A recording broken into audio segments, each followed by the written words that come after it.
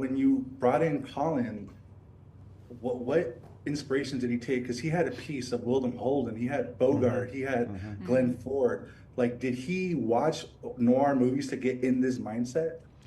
Well, Colin is a huge cinephile. He knows movies incredibly well, and he knows this era of movies well too.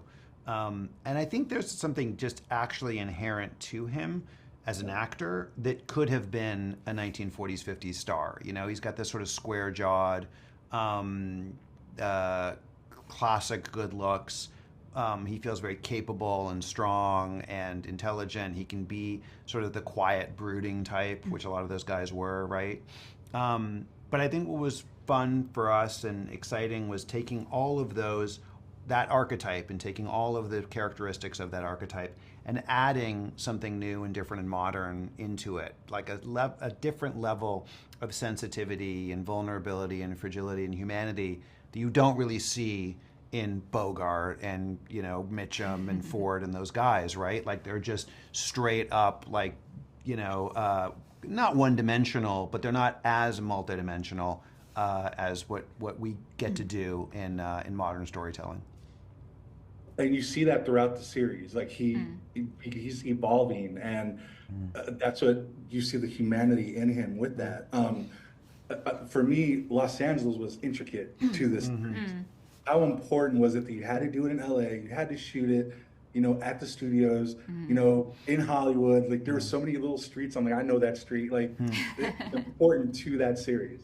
Yeah. I mean, as you say, LA is a character in the show, and it was crucial. There was never a conversation about not shooting in Los Angeles for those reasons. We had to do it authentically. And it was really exciting for Simon and I, who are from Los Angeles, to explore the city in this way, and for Fernando, who's an outsider, to come in and bring that perspective too. And we really wanted to provide viewers with an experience of the glamorous parts of LA and the iconic parts, but also the underbelly of Los Angeles and the darker sides you don't get to see. So you're really getting a holistic sense of the city as well. Yeah. Also, how difficult was it to get all those scenes from different films? Because I mean, look, man, it blew my mind. Like, it was, there's so many different films and series in there. I was like, was this difficult? Was this like a Roger Rabbit situation? Yeah, candidly, it is difficult, and it's partially because they're really old titles owned by a lot of different types of people, estates or studios. And so, you know, to do that, you know, there's a dance we had to do of what makes the most sense here, which clips, what can we actually clear and get, you know, and what's affordable. So there are all those things. And we had a person whose full-time job was to do that, to clear all the clips that we wanted. So it's a pretty intricate process that I think really paid off for us, because we love having them.